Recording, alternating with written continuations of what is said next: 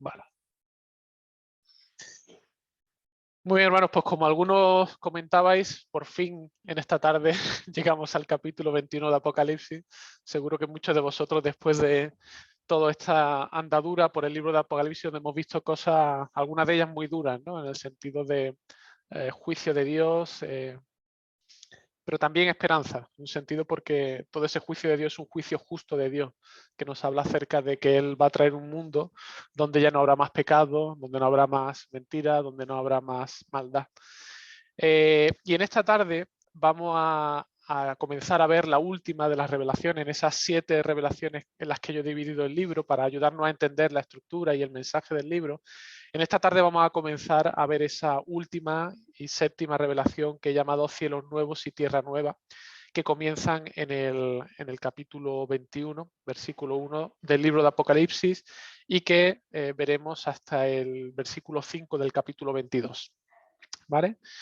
Y lo que vamos a estar considerando en esta tarde es, a través de estos cuadros simbólicos y descriptivos, no es ni más ni menos que el final de estos últimos tiempos que inauguran lo que vamos a estar viendo en este capítulo 21, que son esos cielos nuevos y esta tierra nueva. Es como si la cámara de estos últimos tiempos se trasladase al final y ahora esta última revelación va a estar enfocado justamente en el clímax de toda la historia del mundo, ese clímax que desemboca en la realidad de, una vez pasado el juicio, Dios inaugura esos cielos y esa tierra nueva.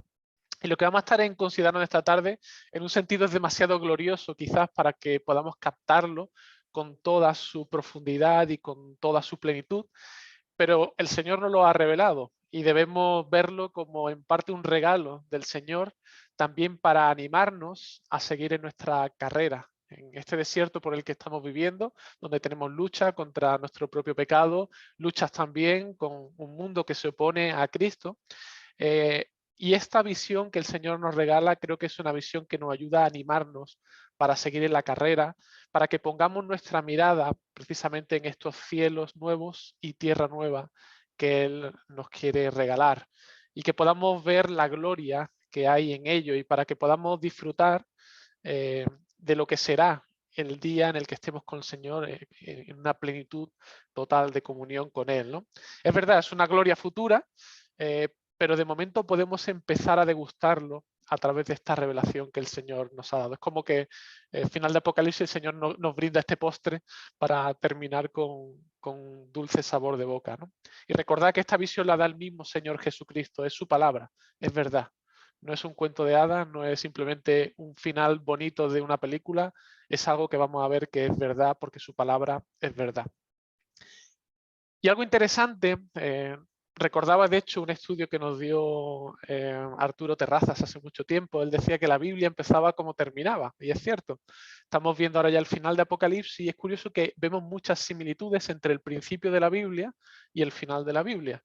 Al principio de la Biblia encontramos una creación, Dios crea todas las cosas, encontramos una boda entre Adán y Eva y encontramos también un enemigo que se introduce en ese paraíso, en esa creación que Dios crea en un principio.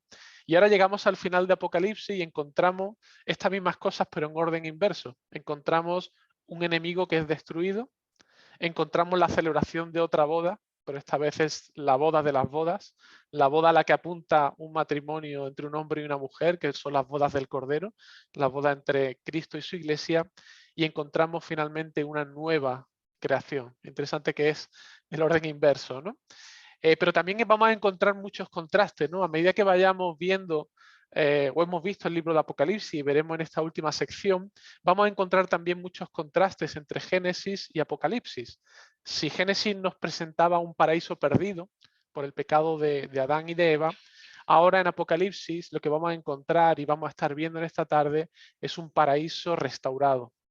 Hay un contraste entre ese paraíso perdido y ese paraíso que ahora vemos restaurado. Si en Génesis veíamos que el enemigo tuvo acceso al paraíso y allí Satanás, a través de esa serpiente, tienta a Eva y entra el pecado en el mundo, ahora vemos que ese enemigo que se introdujo en el paraíso, ahora este enemigo ha sido derrotado y ha sido arrojado para siempre y él no va a tener cabida en este nuevo paraíso que Dios inaugura.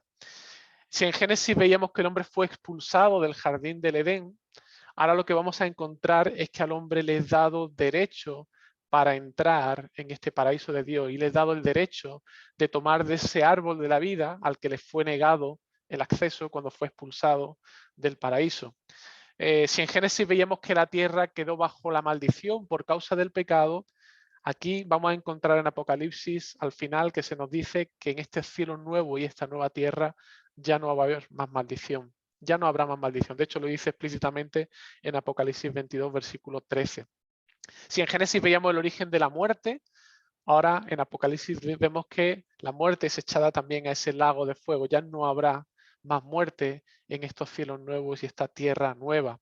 Si en Génesis 3.15 veíamos la promesa de un redentor a través de la simiente de la mujer de Eva, ahora en Apocalipsis vemos que esa consumación de la redención llega a su clímax total, porque encontramos al redentor que no solamente se presenta, sino que también hace nuevas todas las cosas. Y él viene a un encuentro con su iglesia en esos cielos nuevos y esa tierra nueva. Así que fijaos, hay similitudes, cómo empieza el libro, cómo acaba, y también vemos un gran contraste entre ese paraíso perdido y este paraíso recuperado, estos cielos nuevos y tierra nueva. Ahora, para esta tarde no nos va a dar tiempo a ver toda la séptima revelación. Vamos a estar en este capítulo 21 y posiblemente nos dé tiempo solamente a ver los 8 primeros versículos. Para mí la estructura de esta última revelación lo dividiría en 2 partes. Aquí Juan nos presenta un cuadro descriptivo de los versículos del 1 al 8, que se corresponde con una descripción general de esos cielos nuevos y tierra nueva que son inaugurados, y luego de los versículos 9 hasta el 5 del 22, lo que vamos a encontrar es una descripción más detallada de esa ciudad de Dios. Es como si el zoom en esta segunda parte fuese al detalle y nos presentase las características de esta ciudad, ¿no? Y vemos que se nos va a hablar acerca de la apariencia de la ciudad, versículos del 9 al 14, se nos va a hablar acerca de las medidas de la ciudad. Recordad que todo esto son símbolos, son cuadros descriptivos, todo tenemos que entenderlo de una manera simbólica e iremos viendo lo que entiendo yo que significan estos símbolos. El material de la ciudad se nos va a hablar también, versículos 18 al 21, las características internas de esta ciudad, versículos del 22 al 27, y la presencia de Dios en la ciudad, en los versículos del 1 al 5. Pero como decía, en esta tarde vamos a estar solamente considerando los 8 primeros versículos, ¿no? Y os tengo que advertir que este pasaje está cargadísimo de detalles, ¿no? De hecho, no vamos a tener tiempo en analizar cada uno de ellos. De hecho, para eso tendríamos que analizar posiblemente con mucho detalle largos pasajes del libro de Isaías y otros tantos del libro de Ezequiel. Y mi idea no es quizá entretenerme en tanto detalle, sino más bien daros una panorámica general del libro de Apocalipsis y de esta revelación, ¿no? En cualquier caso, os daré referencias y os animo a que en casa pues, la podáis quizás leer con más tranquilidad y con más detalle para que investiguéis por vuestra cuenta, ¿vale? Bueno, pues iniciamos el capítulo 21 y comienza esta sección con el versículo 1 que dice: vi un cielo nuevo y una tierra nueva. Así comienza Juan esta descripción. Juan tiene de nuevo una visión que le da el Señor Jesucristo y ahora la cámara se traslada, como decía, al final de los últimos tiempos que han dado paso ya a esa gloriosa eternidad que es preparada por Dios para sus hijos. Y lo que observa Juan en primer lugar son unos cielos nuevos y una tierra nueva. Realmente no sabemos exactamente cómo Juan discierne esta visión, pero lo que observa en un sentido es reconocible como la creación de Dios, pero por otro lado es distinta en cuanto a su esencia o su cualidad a la creación por él ya conocida. Él ve, reconoce esos cielos nuevos, esa tierra, pero son nuevos. En un sentido son reconocibles, pero en otro sentido tienen algo distinto en su esencia, en su cualidad. Y es interesante porque la palabra griega, cuando aquí Juan dice esos cielos nuevos, tierra nueva, es la palabra kainos en griego, que normalmente se usa para indicar algo que es refrescado o algo que es renovado, más que algo nuevo en el sentido de recreado desde cero. Que realmente la palabra que se usa para algo creado de cero es la palabra neos en griego. Pero Juan no usa la palabra kineos. Cuando dice cielos nuevos y tierra nueva, él dice kainos. Es decir, kainos indica una renovación en la que además en esa renovación se está proporcionando una nueva cualidad a esos cielos y esa tierra que Dios ha creado. Es nueva en esencia, algo que la hace distinta a la primera creación, pero sigue siendo esa creación misma de Dios, ¿vale? Y nos sigue diciendo Juan, porque el primer cielo y la primera tierra pasaron. Aquí Juan ya no indica la primera diferencia. La primera creación, esa primera creación de Dios en la que nosotros vivimos actualmente, es una creación perecedera. Es una creación que tiene sus días contados. Dios ha establecido un fin de esa primera creación, pero la segunda creación que estamos contemplando, esos cielos nuevos y esa tierra nueva, es una creación que en su esencia, en su cualidad, son eternas. Jamás van a ser destruidas. Dios las ha creado para no volver a ser destruida nunca más, para que sea nuestra habitación eternamente y para siempre en comunión con Él. ¿Vale? Esa es una primera diferencia que encontramos. Ahora, ¿cómo lo sabemos? Fijaos, el apóstol Pablo es muy interesante cómo conecta la redención de los creyentes con la renovación de estos cielos nuevos y esta tierra nueva. Allí, si recordáis, en Romanos 8, dice, porque en el versículo 19 dice, porque el anhelo ardiente de la creación, está hablando de esta primera creación que es perecedera, es aguardar la manifestación de los hijos de Dios. Es como si la creación estuviera esperando este clímax que estamos viendo aquí ahora en Apocalipsis. Dice, porque la creación fue sujetada a vanidad, no por su propia voluntad, sino por causa de aquel que la sujetó en esperanza. Es decir, está hablando que la creación, como consecuencia del pecado, está destinada a ser destruida por Dios mismo. O sea, porque también la creación misma será liberada de la esclavitud de corrupción a la libertad gloriosa de los hijos de Dios. Es decir, que de la misma manera que nosotros esperamos la renovación de nuestros cuerpos, en un cuerpo resucitado a la semejanza de Cristo, un cuerpo que en un sentido será parecido al que tenemos ahora, pero en el que nos podremos reconocer unos a otros, de la misma manera que los discípulos reconocieron al Señor Jesucristo, pero tendrá cualidades distintas. Es un cuerpo glorificado, es un cuerpo que no será susceptible de padecer enfermedad, por ejemplo, es un cuerpo que será perfecto.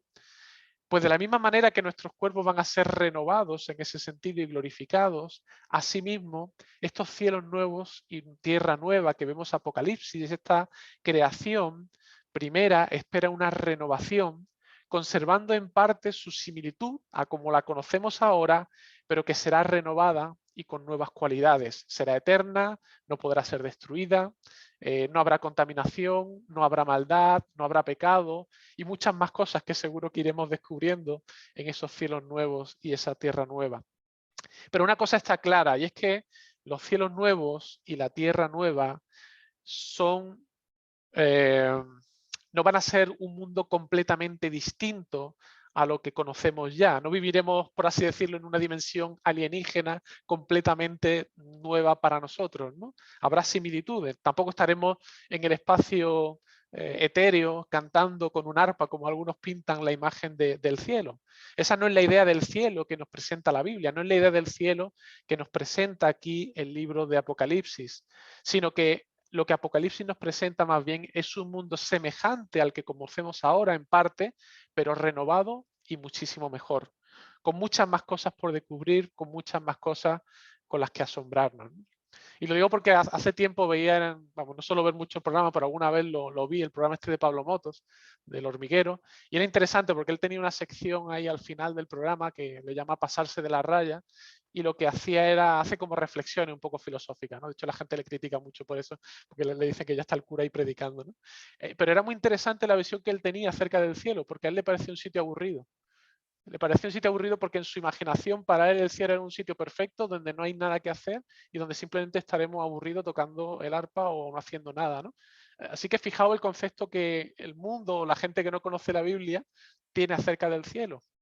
El concepto que nos presenta Apocalipsis es algo muchísimo mejor. Es un mundo similar al que tenemos aquí, con muchísimas cosas que descubrir, con muchísimas cosas que hacer, donde vamos a estar disfrutando de toda esa, digamos, variedad y toda esa belleza de la creación que Dios ha creado, pero muchísimo mejor que lo que tenemos ahora, ¿no? Si hoy en día podemos ir a una montaña y asombrarnos con la belleza de las montañas, de paisajes, ¿cuánto más no nos asombraremos en esos cielos nuevos y esa tierra nueva donde habrá una perfección tal que podremos disfrutar sin los problemas del pecado, ¿no? ¿Vale?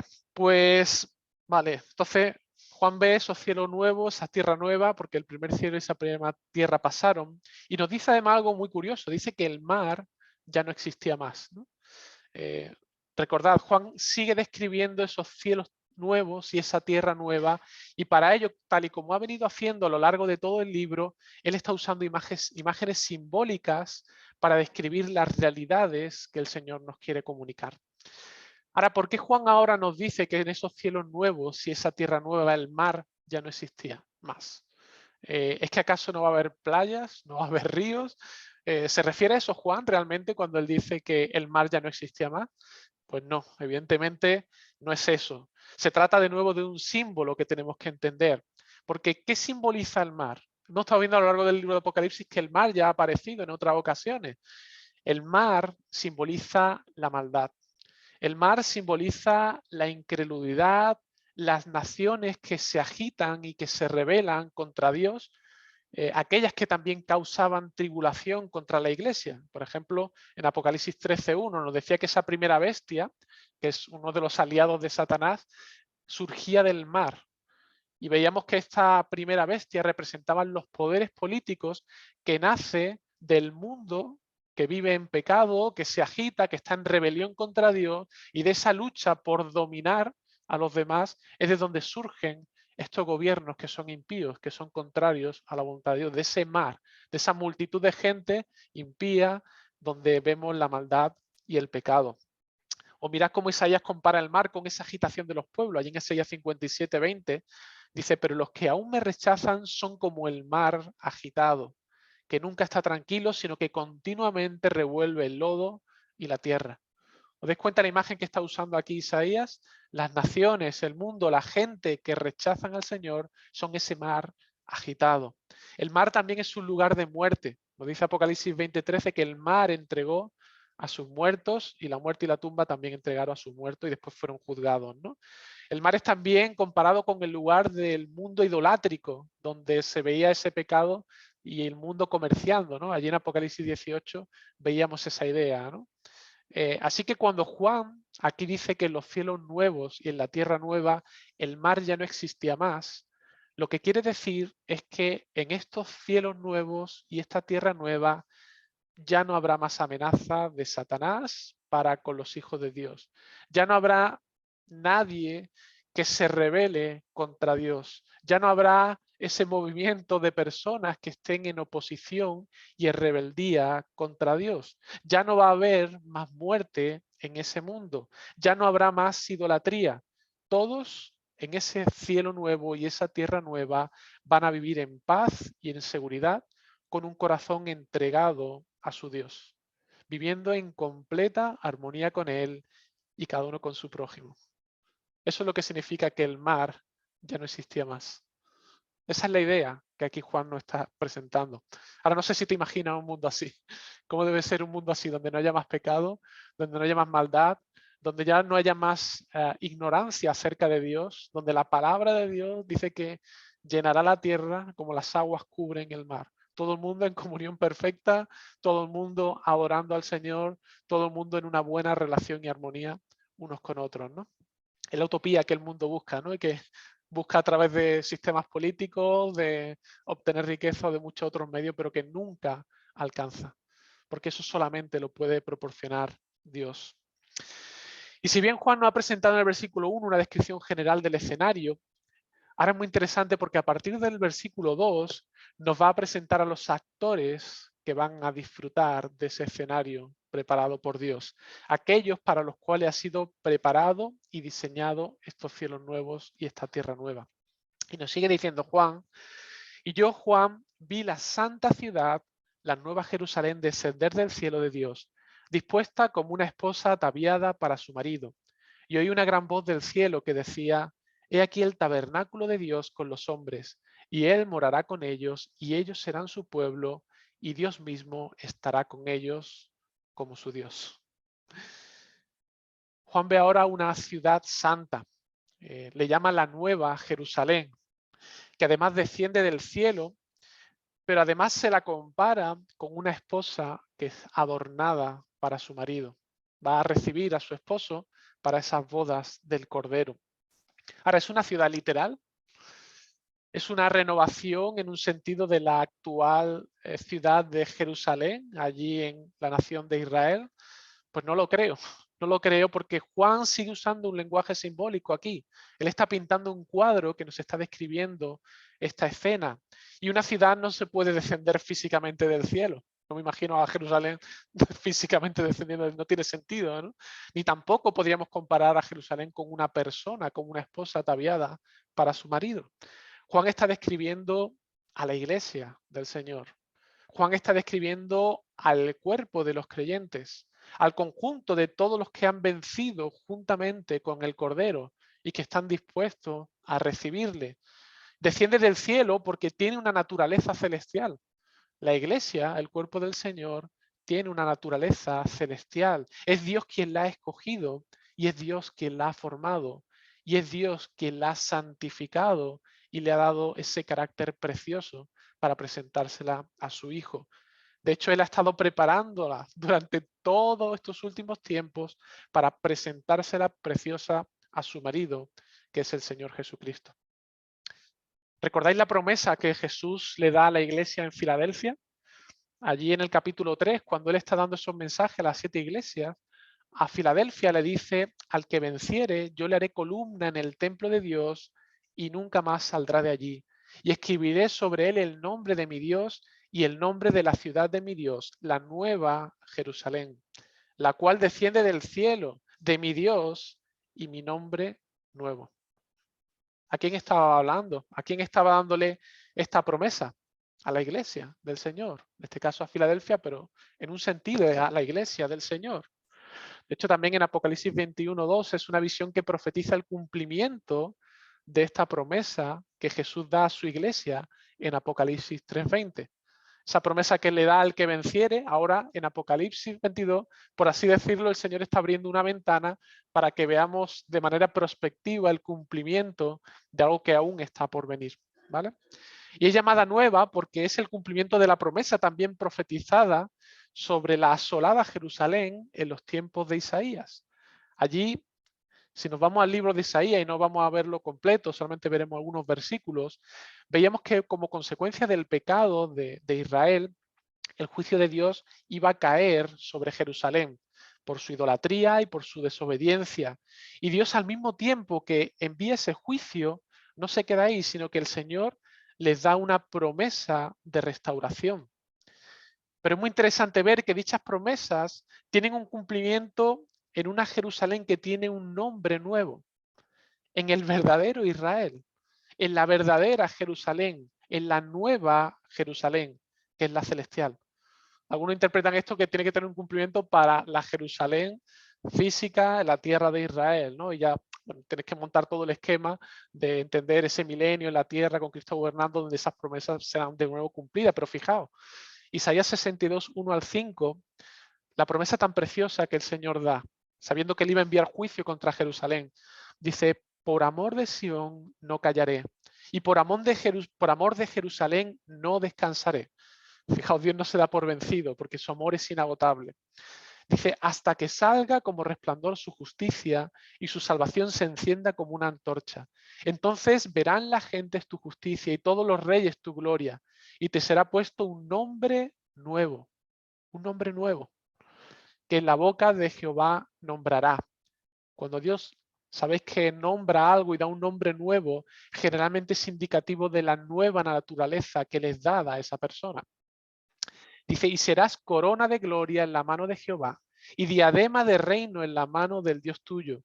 Nunca más te llamarán desamparada ni tu tierra se dirá más desolada, sino que serás llamada Ezibá y tu tierra Beula, porque el amor de Jehová estará en ti y tu tierra será desposada. Son las bodas del Cordero que estamos viendo ahora en Apocalipsis 21. Una ciudad que es una esposa que va al encuentro de su esposo, que es Cristo. Dice, pues como el joven se desposa con la virgen, se desposará contigo tus hijos. Es decir, los ciudadanos de la Nueva Jerusalén, los que forman esta ciudad santa, que es la esposa de Cristo, que es la iglesia. Isaías 62, del 1 al 5. Dice, y como el gozo del esposo con la esposa, así se gozará contigo el Dios tuyo. ¿Os dais cuenta de la imagen? Él de hecho está comparando también a ese matrimonio, ¿no? Y el gozo del esposo con la esposa. De esa misma manera, Dios al encuentro de su esposa, Cristo, el Cordero, al encuentro de su iglesia. Apocalipsis 21, 1 al 4, es una visión profética donde podemos observar el cumplimiento de esta profecía de Isaías, aunque todavía esperamos el cumplimiento efectivo en el tiempo.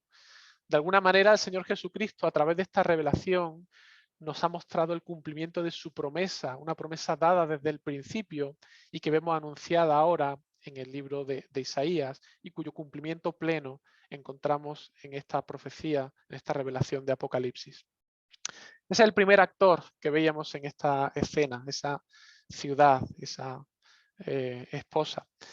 El segundo actor que nos muestra Juan viene precedido por una voz del cielo que anuncia su entrada. Y yo creo que es el actor principal, el que da sentido a toda esta escena. Y es esa voz que dice, he aquí el tabernáculo de Dios con los hombres. ¿Quién es este? Se nos presenta simbólicamente como un tabernáculo. Sabéis que el tabernáculo era el lugar donde estaba la presencia de Dios, donde habitaba la presencia de Dios. ¿Quién es el tabernáculo de Dios con los hombres? Es Emmanuel, es Dios con nosotros. Eso lo encontramos en Isaías 7:14, Mateo 1:23. El que iba a nacer, que en estos tiempos estamos celebrando su venida, es Emmanuel, Dios con nosotros. Quien es presentado en esta escena es el glorioso Señor Jesucristo que viene al encuentro de su preciosa esposa, su amada iglesia que ha sido santificada, que ha sido ahora presentada perfecta, sin mancha, sin arruga, sin pecado, y que es puesta delante de él para que disfrute de su esposo eternamente y para siempre. Porque nos dice que él morará con ellos y ellos serán su pueblo y Dios mismo estará con ellos como su Dios. Hay una diferencia fundamental entre el tabernáculo del Antiguo Testamento, al que solamente podían tener acceso unos pocos, los sacerdotes, y de entre los sacerdotes solamente uno podía acceder al lugar santísimo el día de la expiación para ofrecer el sacrificio. Y sabemos que cuando Cristo viene, ahora él inaugura un nuevo pacto en el que vimos que ese velo del templo se rasgó de arriba a abajo, simbolizando que ahora todos tenemos acceso a la presencia de Dios por medio de Jesucristo. Esto ya es una realidad, pero es cierto que aún hay pecado en nosotros. Es cierto que esa comunión no es tan plena como deseamos. Lo que nos presenta aquí Apocalipsis 21 es la plenitud de ese encuentro con nuestro Señor. Es esa intimidad completa y plena de los creyentes con su Dios. A veces por momentos podemos disfrutar quizás de momentos puntuales de esa comunión y de ese gozo, ¿no? Pero sabemos que tenemos nuestros altibajos, ¿no?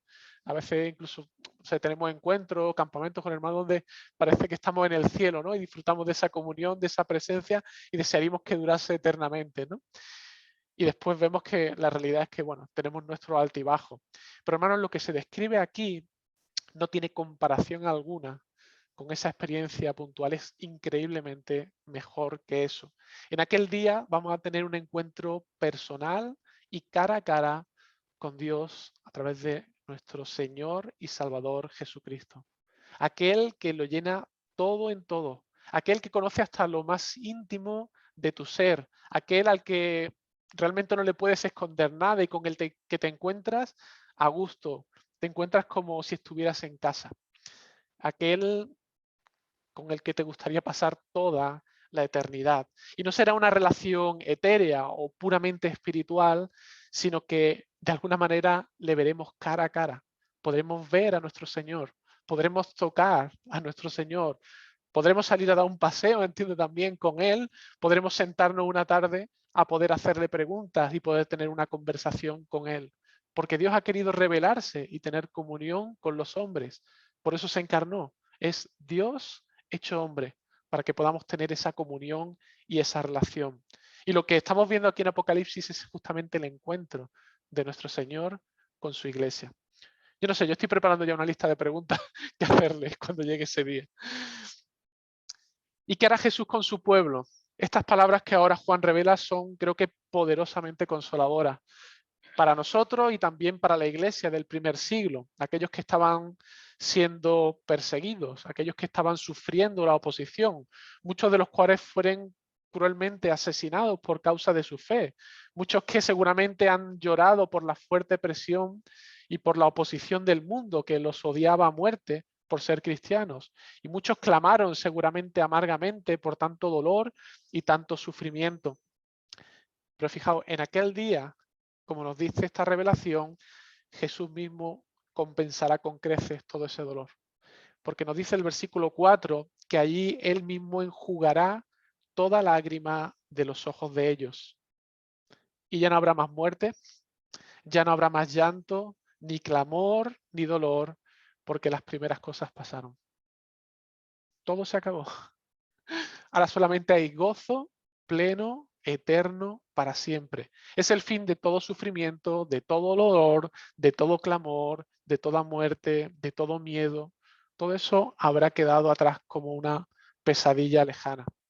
De algún modo habremos despertado de esa pesadilla para ahora estar despiertos en la realidad de esos cielos nuevos y esa tierra nueva. Y veremos las cosas como debieron ser desde un principio, como Dios las diseñó, no como fueron por causa del pecado. Un mundo tal y como Dios lo diseñó, que es increíblemente bueno, que es increíblemente precioso. El viejo mundo ha caído y habrá dado paso a este nuevo mundo. Y alguna humanidad, bueno, todo esto parece un cuento de hadas, ¿no? Parece todo demasiado maravilloso, es un final utópico, ¿no? Es el final de cuento de hadas que solamente existe en la imaginación de los niños o de los soñadores o en las películas de Hollywood. ¿Cómo sabemos que todo esto es verdad y que se va a cumplir? Fijaos, sabiendo el Señor lo débil de nuestra fe, fijaos cómo Juan sigue viendo otra cosa. Dice el versículo 5, y el que estaba sentado en el trono, estas palabras no vienen de cualquiera, estas palabras vienen de aquel que está en el trono, aquel que tiene todo poder, toda autoridad, aquel que hace las cosas según el designio de su voluntad y que nadie puede torcer. Fijaos que dice, he aquí yo hago nuevas todas las cosas. Él es el que hace los cielos nuevos y la tierra nueva. Continúa diciendo y me dijo, escribe porque estas palabras son fieles y verdaderas. No es un cuento de hadas. Estas palabras las dice Dios, aquel que hace las cosas y nadie puede torcerlas, nadie puede impedir que Él cumpla su voluntad. Y Él nos recuerda, yo creo que ha dado testimonio ya de que él es así, pero Él aquí quiere recordárnoslo otra vez. Escribe estas palabras, ¿sabes? Escríbelas para que quede constancia. Estas palabras son fieles y verdaderas. Dios confirma, Él quiere asegurarse de que esto lo entendemos muy bien. Dios es fiel. Él nunca miente. Lo que Él ha dicho, eso lo va a hacer, porque no hay nadie que pueda torcer su voluntad ni su consejo. Él es el Dios altísimo, es el que está en el trono, Él es el que ordena el movimiento de cada átomo de este universo que es suyo. Y fijaos, el versículo 6 dice, y me dijo, hecho está. Es decir, Dios ya ha decretado el cumplimiento de esta realidad. Es cierto que aún no la vemos, pero su palabra nos confirma que esto ya está determinado que ocurra. ¿Por qué? Dice, porque yo soy el alfa y la omega, el principio y el fin. Dios es el eterno. Dios está fuera del tiempo. Dios está por encima de las leyes de la naturaleza. No hay nadie que sea igual a Él. Y su palabra es fiel y verdadera. Así que, hermano, puedes confiar en que estas palabras y esta escena que estamos viendo aquí va a ser cumplida. De la misma manera que hemos visto cómo el Señor ha cumplido sus promesas a lo largo de la historia en tantas ocasiones, Él va a cumplir sin falta esta revelación que encontramos en el libro de Apocalipsis. Es cierta y es verdadera y podemos descansar en Él. Esta visión no es un cuento de hadas utópico, es lo que ocurrirá. Podemos descansar y creer que esto es cierto. Ahora, ¿quiénes van a disfrutar de ser parte de esta ciudad, que es la comunidad de los creyentes? Pues fijaos que el Señor da una invitación. Al que tuviere sed, yo le daré gratuitamente de la fuente del agua de la vida. Es decir, todos aquellos que reconocen que están secos por dentro, aquellos que anhelan satisfacer su sed en Él, los que vienen a Él sabiendo que Él es el único que puede ofrecer agua de vida. De hecho, me acordaba de las palabras que el Señor dice allí en la fiesta, en Juan capítulo 7, Él, en ese último día de la fiesta se puso de pie y a la gente le hizo la misma invitación. Dice, algunos si tiene sed, venga a mí y beba. Y aquel Señor de nuevo vuelve a hacer esa invitación. Es decir, todos los que van a disfrutar y ser parte de esa ciudad son todos aquellos que han venido al Señor para beber de Él. Todos aquellos que reconocen su pecado, que reconocen su necesidad, que reconocen su sed y acuden a aquel que es el único dador de agua que quita la sed para siempre. En realidad son todos aquellos que han estado involucrados en la batalla espiritual, aquellos que han permanecido fieles a su Señor y que han vencido juntamente con Cristo. Todas estas promesas son resumidas en una sola cuestión. Dice, yo seré su Dios y Él será mi hijo. Preciosa promesa que el Señor da a su iglesia. Ahora es muy interesante que esta promesa, yo seré su Dios y Él será mi hijo, es en realidad el cumplimiento de una promesa que le es dada a David. Allí en 2 de Samuel 7, 12 al 14, el Señor dice a David, cuando tus días sean cumplidos y duermas con tus padres, es decir, cuando ya mueras, yo levantaré después de ti a uno de tu linaje, el cual procederá de tus entrañas y afirmaré su reino. Él edificará casa a mi nombre y yo afirmaré para siempre el trono de su reino. Yo le seré a él padre y él me será a mí hijo. Interesante, está claro que aquí está hablando del descendiente de David, que es Cristo. Esta promesa le es dada a Cristo. Dios promete a Cristo que él va a ser para él padre y él me será a mí hijo. Cristo es la piedra angular que ha edificado esa casa que es la iglesia. Así que la promesa de que Dios será a él padre y él será hijo se cumple en Cristo, ¿verdad? Sin embargo, aquí en el Apocalipsis 21 se está aplicando a los creyentes. ¿Cómo?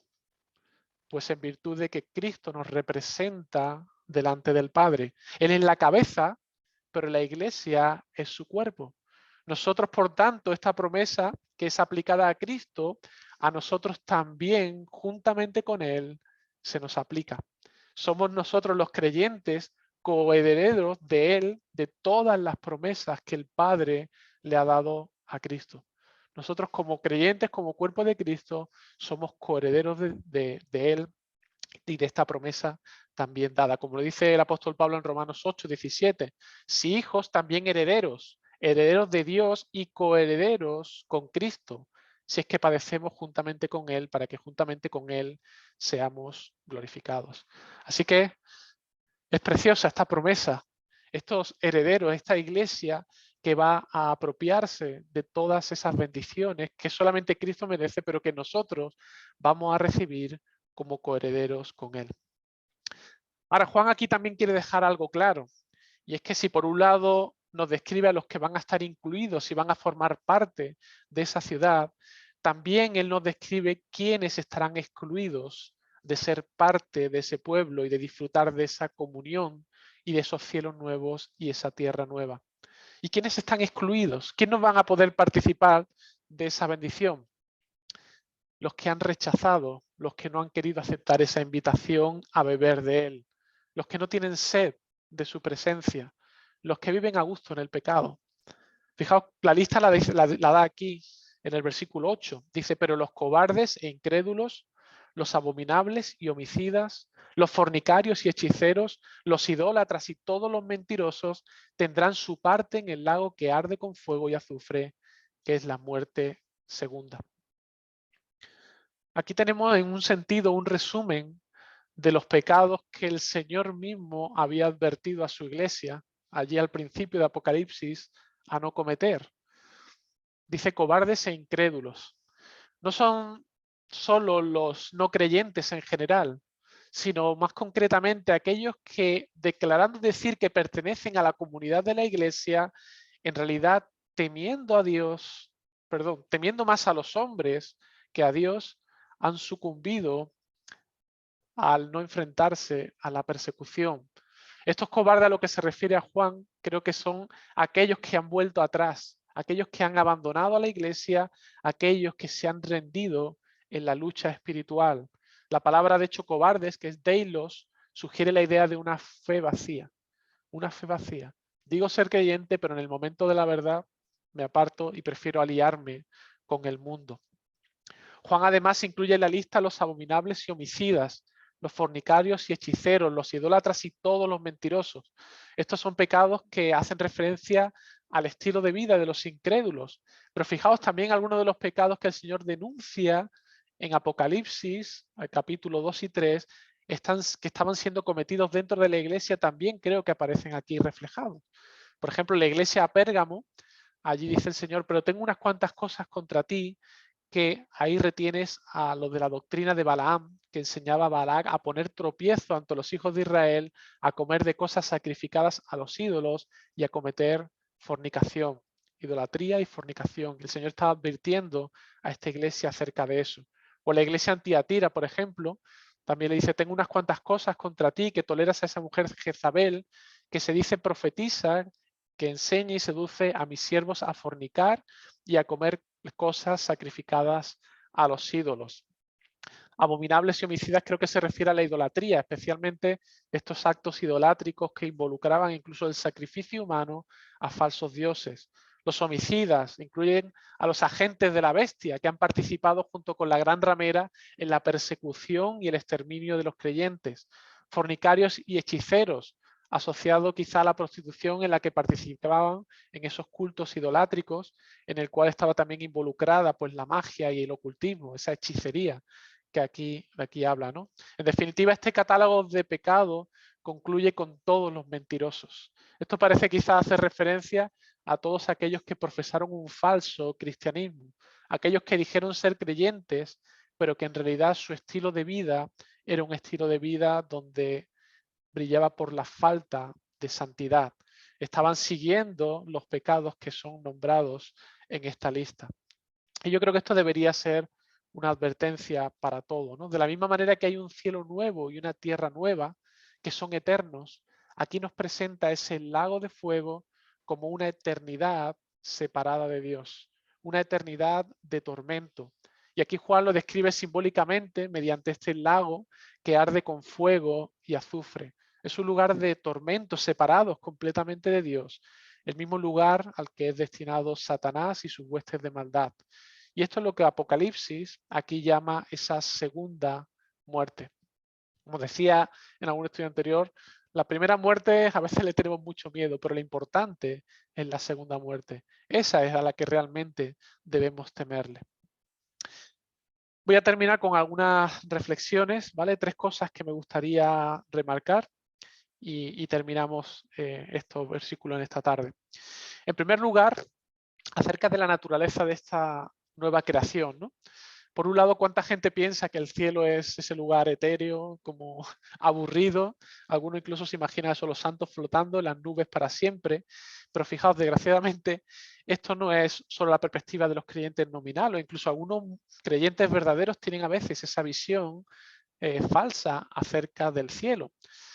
Lo que hemos visto en esta tarde es que esos cielos nuevos, esa tierra nueva, esa nueva creación se describe como una transformación física fundamental de esa primera creación de Dios para su renovación. En aquel día nuestros cuerpos serán levantados de entre los muertos y serán gloriosamente transformados. Esta transformación corporal se describe en nuestro pasaje como la iglesia, que se convierte en una novia que es perfeccionada y presentada preciosa para su marido, que es Cristo. Los santos a los que describe Juan ven ahora su futuro en el plan de Dios. Esa nueva creación es su lugar de justicia y de santidad. Y al hacer nuevas todas las cosas, se refiere principalmente a los habitantes de la nueva creación, así como a su topografía física en la que vivirán. Así, el destino del pueblo de Dios es vivir con unos cuerpos resucitados, gloriosos, en un entorno físico recién transformado de la nueva tierra y los cielos nuevos. Esta es una imagen que a veces creo que dista mucho de lo que mucha gente, incluso muchos creyentes, tienen en mente cuando se habla acerca del cielo. En segundo lugar, Otra cosa importante que esta visión, esta revelación nos habla, es de la identificación y la intimidad con Dios que tendremos en esos cielos nuevos y tierra nueva, ¿no? Aquí Juan usa varias imágenes que las usa para hablarnos de esa relación estrecha entre Dios y su pueblo. La iglesia preparada como una novia. A los cristianos se les da un nuevo nombre que los identifica con el carácter de Dios y como si estuvieran en una relación matrimonial con Él. El tabernáculo de Dios es Cristo morando íntimamente con sus pueblos. Y si este es nuestro destino eterno que nos revela el Señor Jesucristo aquí a través de esta revelación, ¿cómo deberíamos empezar a prepararnos ya para ese día? ¿Cómo podemos cultivar desde ya esa intimidad con Dios cuando a veces vivimos en un entorno que nos invita continuamente al placer, a la superficialidad, al exceso de actividad, todo lo queremos rápido, inmediatamente? Y esa comunión con el Señor es algo que tenemos que empezar a cultivar ya y dedicar tiempo tranquilo para poder empezar a prepararnos. Dios quiere que nuestro verdadero deseo y alegría estén en Él, y su promesa de intimar con nosotros debería, en un sentido, motivarnos a buscar más el disfrutar y el desear el pasar tiempo con Él. ¿Qué hacemos ahora para cultivar nuestro deseo por Él? Porque es necesario cultivarlo, es necesario trabajar en ese sentido. Y fijaos, el Salmo 119, versículo 111, creo que nos da una de las claves para que podamos entender la forma en la que podemos crecer en nuestro gozo y deseo por Dios. Nos dice allí: por heredad he tomado tus testimonios para siempre, porque son el gozo de mi corazón. Por heredad, es como nuestra herencia, sus testimonios, su palabra. Leer y meditar la palabra de Dios de alguna manera nos van a ayudar a intimar con Él, nos va a ayudar a pensar en los pensamientos tal como Dios piensa, según lo que Él nos ha revelado. Y eso lo que va a hacer es aumentar nuestro gozo de desear esa comunión con Él. Y por último, fijaos las promesas de Dios. Todas las promesas de Dios que Él hace a los creyentes de la Biblia se cumplen en esta sección. Por así decirlo, estos versículos es el clímax del cumplimiento de las promesas de Dios, de esa promesa de redención y de restauración de todas las cosas. Es importante recordar que Dios es fiel a sus promesas, que esto no es simplemente un cuento de hadas, una historia con un final feliz. Esto es la realidad que Dios nos ha prometido. Y por otro lado, no es poco espiritual o egoísta suponer que el Señor recompensará a los que le buscan y le sirven, ya que esa es su voluntad para nosotros. Dios quiere lo mejor para nosotros, y lo mejor para nosotros es que disfrutemos de su persona, que disfrutemos de cómo Él es. ¿Con cuánta frecuencia enumeramos sus promesas que Él ya ha cumplido en nosotros? A veces tenemos poca memoria, ¿verdad?, de todas las promesas que el Señor nos ha dado y cómo Él fielmente las ha cumplido. Podemos recordarlas, ¿no?, y usar esto también como estímulo de todo lo que está por venir, de estos cielos nuevos y esta tierra nueva que, como decía, Él lo ha prometido, Él lo va a cumplir. No es un cuento de hadas, no es una promesa falsa, es algo que nuestro Dios ha prometido y que sin duda Él va a hacer. Entonces vamos a dejarlo aquí y podemos ahora tener tiempo para algunos comentarios y preguntas. Y si Dios lo permite, pues el próximo día estaremos viendo la última parte, que serán de los versículos 9 hasta el 5 del capítulo 22, donde lo que va a hacer ahora Juan es presentarnos una nueva visión, donde va a mostrarnos los detalles de esta ciudad, de esta nueva Jerusalén, y aquí veremos cantidad de símbolos que él va a usar para expresarnos la realidad de esta ciudad. Vale, pues vamos a terminar aquí.